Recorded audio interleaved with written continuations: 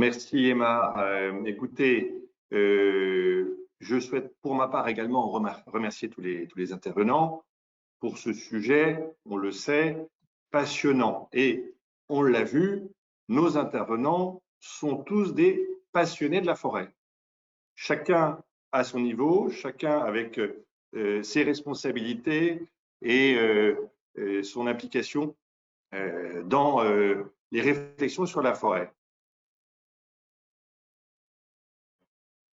Alors, les enjeux, je dirais, connus, anciens de notre forêt, c'est-à-dire une faible exploitation, un émiettement de propriétés forestières, le déficit commercial chronique, les manques de la filière bois, toutes ces questions-là, on voit, on comprend, se retrouvent remises à nouveau en question par les défis nouveaux du réchauffement climatique, dont on voit que tous les intervenants ont été sensibilisés à cette question.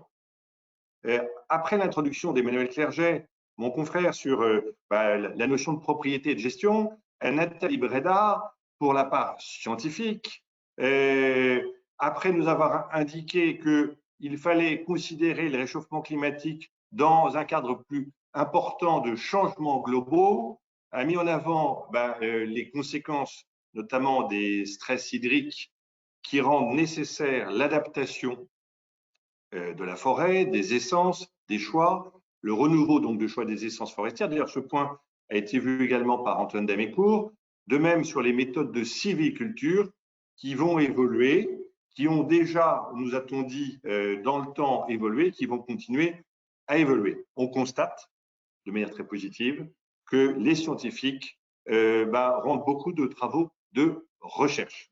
Alors, Antoine Damécourt, s'inscrivant dans ces réflexions scientifiques, met en avant la nécessité de réexaminer les usages possibles des 136 essences forestières et de voir si on ne peut pas les utiliser de manière différente ou avec de nouvelles perspectives.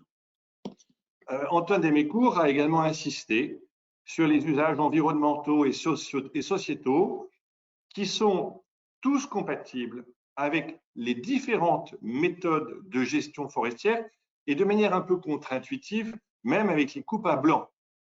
Et par ailleurs, Antoine Damécourt a insisté sur le fait que les propriétaires forestiers eux-mêmes prennent conscience de la biodiversité de leur forêt par le biais de notamment formation.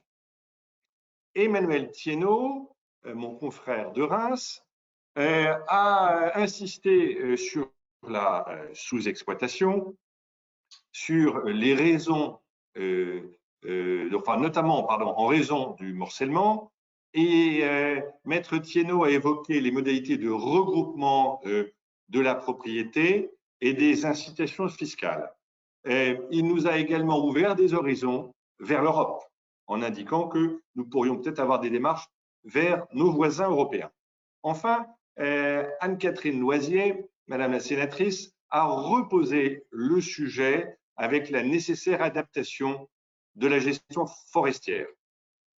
Vous avez insisté sur l'existence en France d'un cadre légal ancien, le Code forestier, et tous les regroupements en cours et toutes les réflexions en cours dans des cadres législatifs et réglementaires, le plan national forêt-bois en réflexion qui nécessite des déclinaisons locales, des adaptations locales.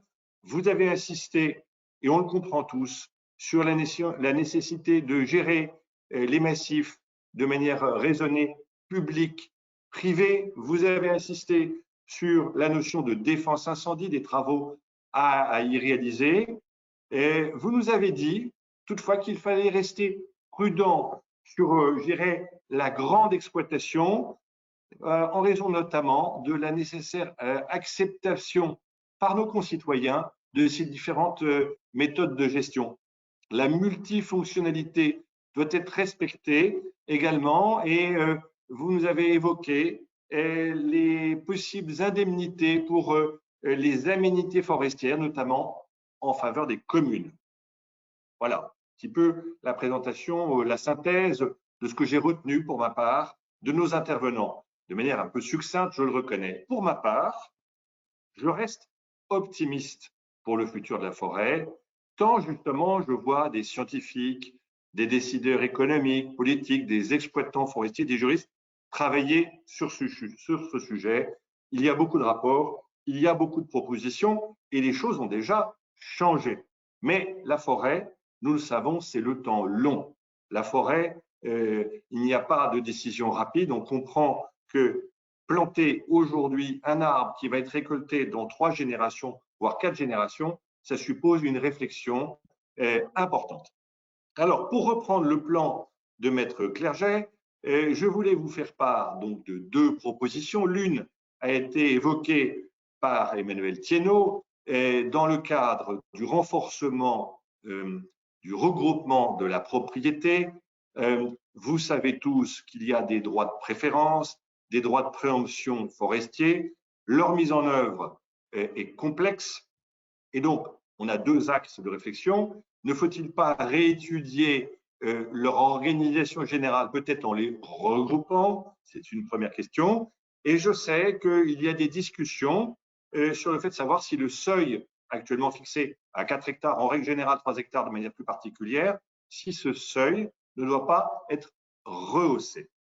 Bon, c'est une première réflexion.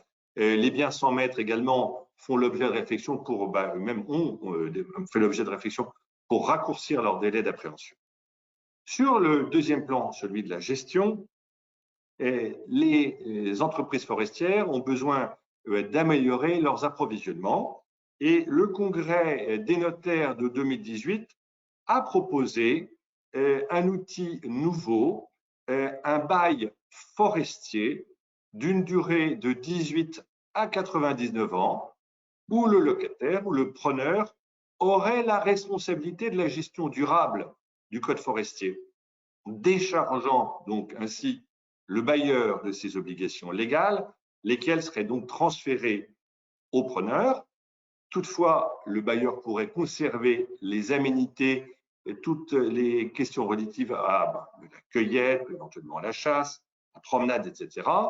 La mise en place de ce bail forestier est quelque chose de relativement aisé. Il suffit de quelques adaptations pour que la transparence avec le régime d'exploitation en direct au regard des dispositifs fiscaux puisse être mise en place. Alors, les notaires ont la volonté de continuer à accompagner les propriétaires forestiers, tant dans l'organisation de la propriété, les sociétés, la détention en direct, l'usufruit, que de la transmission.